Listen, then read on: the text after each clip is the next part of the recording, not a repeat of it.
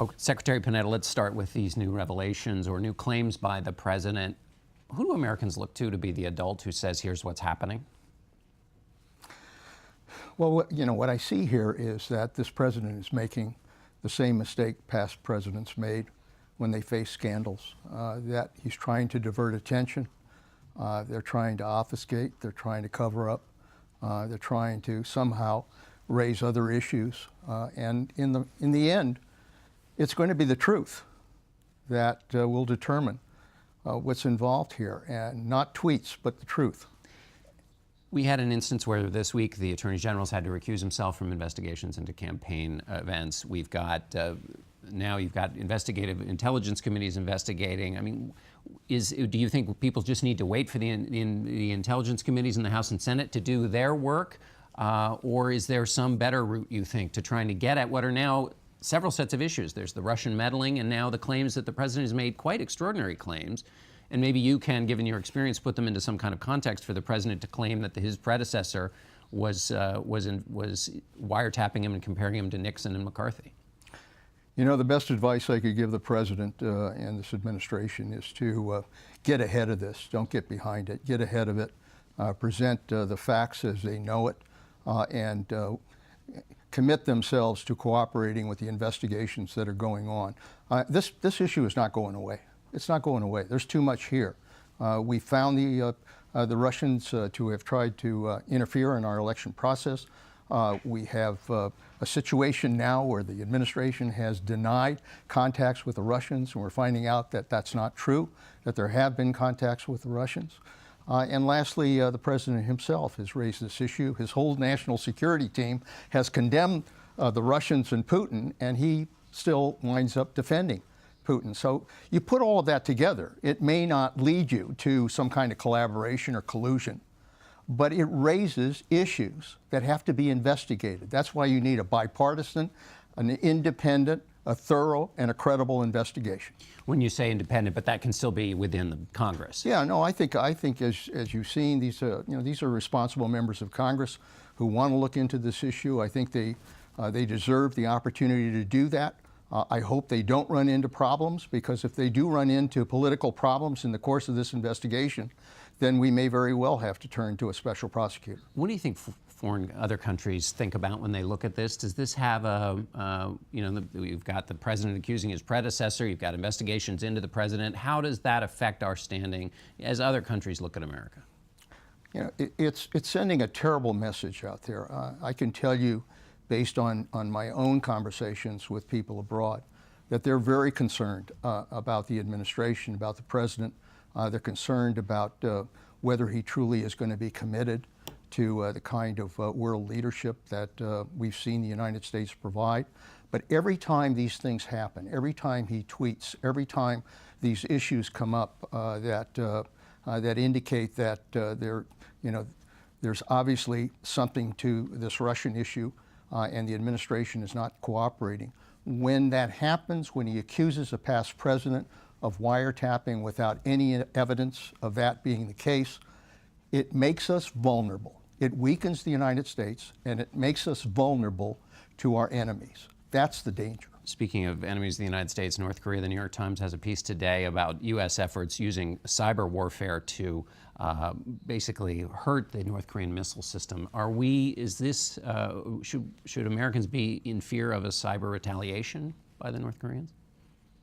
I've always felt that cyber is it's here to stay. It's one of the weapons that we have to deal with, and we have to be smart enough to use it not only defensively, but offensively as well.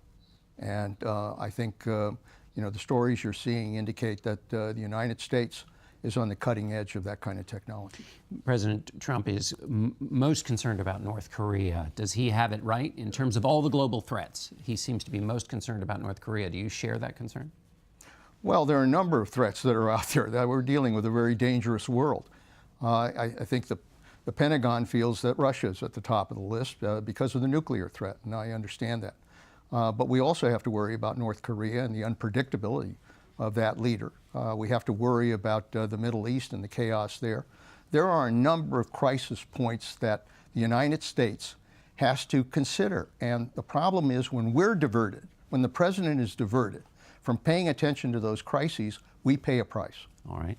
Stay right there, Secretary. We'll be right back. We're going to take a short break, but we'll be back in a moment.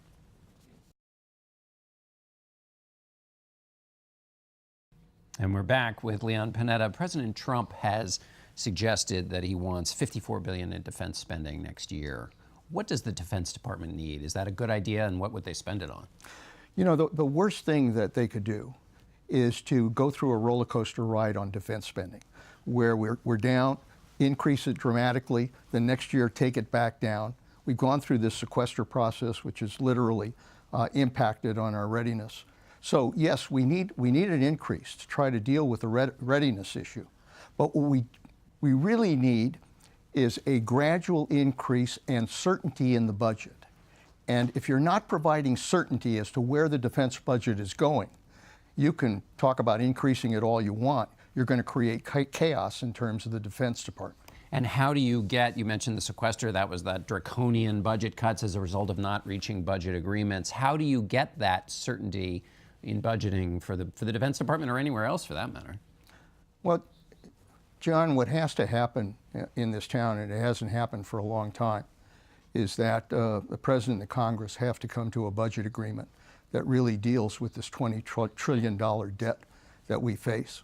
And the problem now is that they're all trying to do this by going after discretionary spending, which only constitutes a small part of the overall budget. What you've got to do is put everything on the table. You've got to put entitlements, you have to put taxes, and you have to put discretionary. That's what we did in the past. That's how we got a balanced budget.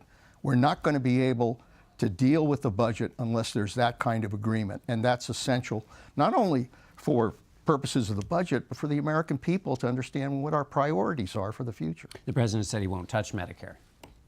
Well, I think it's dangerous. Anytime you put something off, off the table, you're just asking for trouble. Entitlements make up 2/3 of the federal budget, for goodness sakes. You're not going to look at how you can develop cost controls on those programs. You'll never be able to deal with the budget crisis if you just eliminate that whole area. You were brought into the White House as chief of staff during a rocky period in the Clinton years. What do you make of the current White House operation as you viewed it? Well, I worry about it because when the president goes off and does what he did within the last few days of just going ahead and tweeting without checking on things, there's something wrong. There's something wrong in terms of the discipline within the White House and how you operate. I mean, you cannot have this kind of situation where the president is not properly briefed, that you think out what the president's going to say, and that you have somebody in charge of the White House staff. That, I think, still hasn't taken place, and I think the White House is paying a price for that failure. All right, Secretary Panetta, thanks so much, and we'll be right back. Stay with us. This portion of Face the Nation is sponsored by Charles Schwab. Own your tomorrow.